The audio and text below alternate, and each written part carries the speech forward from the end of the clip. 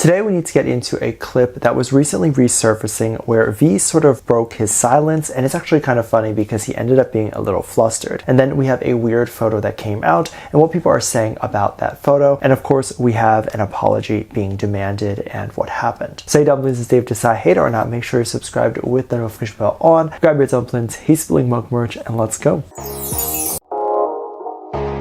There's been a lot of stuff going on that I think is very odd, and it comes from people that have an entitlement that I'm not sure where that entitlement comes from. It's an entitlement that comes from the fact that you like a specific genre of music and that entitles you to say or act in a certain way. It's like they forget that the people that they are talking to are people that do not work for them. They're not the boss of the people that they're talking to, and if that person that they're talking to or talking about doesn't have their support, they're not gonna like go bankrupt or lose a lot of money. In fact, those who spend a lot of money and buy 50 albums of an artist and all those sorts of things, they're the ones that are not demanding the artist act a certain way or do a certain thing. They just love from afar, and they just love with a lot of money. So what am I talking about today and what is going on? There was a post among many other posts that have gone viral asking Jennie to apologize to V, and that Jennie actually owes V one of the biggest apologies in the world, claiming that because of Jennie's quote-unquote attention-seeking habits and all those sorts of things,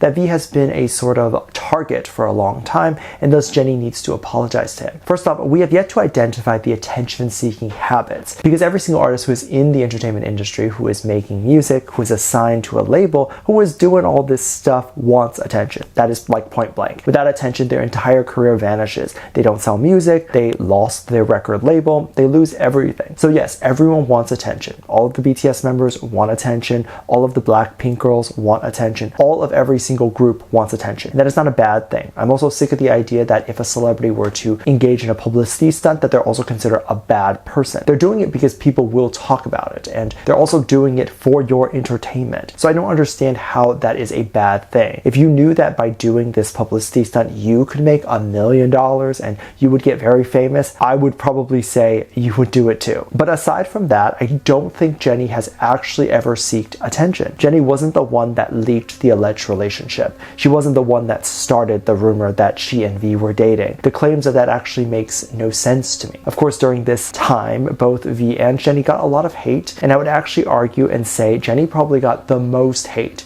because of comments like this, claiming that she is seeking attention. And I don't think people understand how ridiculous they sound when they say this. It's not even that they sound like they're like a toddler who doesn't understand anything. They sound like someone who just doesn't understand the world. They sound actually crazy. How are you going to ask Jennie to apologize to V for dating V and for having attention-seeking habits when the official story of if the two were ever dating to begin with was never confirmed? But of course, old content, new content, a lot of different content will always be trending and people will always talk about it. The wonderful thing about BTS is that the fandom loves to look at old stuff, especially now, given that they're in the military. The old stuff has become a sort of new content that people can watch, especially a lot of newer people who are coming into the fandom who didn't hear about BTS until maybe before Dynamite and that sort of era. They might find sort of the new resurfacing of old content to be quite refreshing and nice, as they obviously haven't seen it before. So what was the new content that sort of sparked an old content from coming back up? Well, there was an actress not too long ago that did an interview with all the BTS members. I remember at the time she ended up getting a lot of hate because she was very beautiful and still is very beautiful and was being very nice to the BTS members.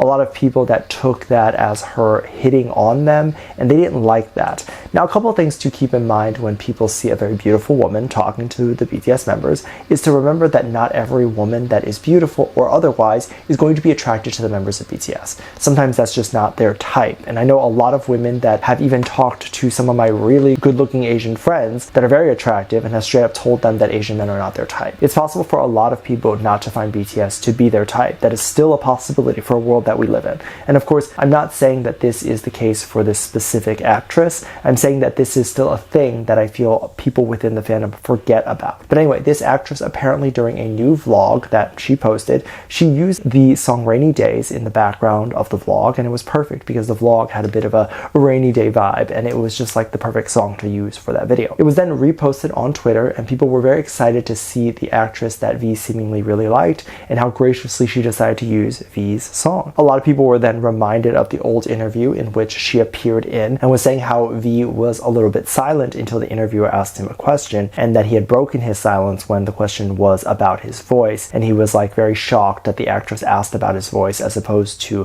what most people ask him. The interviewer called his voice sexy and he loved that. He seemed quite flustered by it, and I think a lot of ARMYs really loved that moment. What I find really interesting when people talk about moments like this, or sort of moments that were highlights within the fan culture, is that when someone is bringing up something like the actress's vlog, they tend to make the entire post about the old interview as opposed to leaving any comments about the actual vlog or post. This tends to be a big pet peeve of mine when I'm watching content. For example, you can even see in some of the stuff that Jungkook has liked on his TikTok, when he likes a post, all of the comments of that post are now about the fact that Jungkook liked it, and none of the comments are about the actual video, and all the comments about the actual video are gone. And there's nothing wrong with having comments about your favorite idol, liking a post. However, I would like to see comments about how the person killed a Jungkook dance move or a song, which is usually the videos that Jungkook likes on TikTok. I want to hear a debate in the comments about whether they believe this rendition of a dance move was actually really good,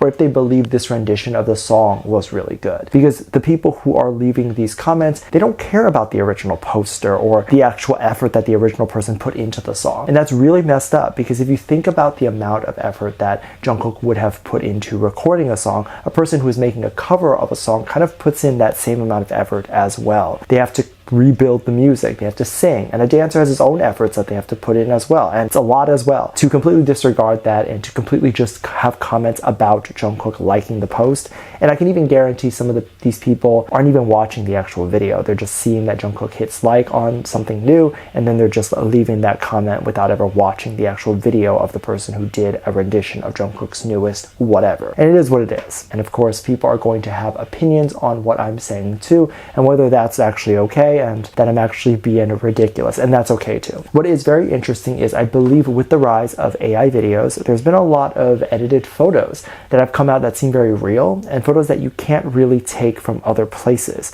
So typically what a lot of people have done within K-pop is they'll take an old moment of, let's say, V, and then edit it into a new scenario to make it look like a new photo. And then maybe for the head, they'll take a different moment from another video and take that head and put it into an old body, and it makes it look real. However, the new AI stuff, they can completely just generate a new scenario that has never actually been photographed or recorded before and just have the members' faces on them. Well, there apparently was a photo where it appeared like it was V and Jennie on a couch together, and they were kind of snuggling together. There have been a lot of theories as to when this was taken. Obviously, this would be before the military, but was this photo that was taken, was it leaked by the alleged stalker who had leaked all the other V and Jennie photos, or was this a photo that just didn't exist and it was AI? My honest guess to this was that it's probably AI, because you can even see in this photo that Jennie doesn't really even look like Jennie, and we really can't even see V's faces, so we don't even know if that's him. However, a lot of AI generation tools now can easily do stuff like this, and thus we must take these things sort of with a grain of salt. We can see these photos online, but it doesn't really mean that it's real. This is tough because there's a lot of people who didn't grow up with this technology within the fandom that don't necessarily understand kind of how AI works and how fast it's sort of been moving, because this sort of technology really didn't exist just like a couple months ago. So it's just been absolutely crazy to kind of see these types of things online, and I feel like a lot of people are very confused. So I just wanted to explain that. Let me know what you think. Make sure you check out Patreon for more videos, link down below. Thanks for this lovely comment right here.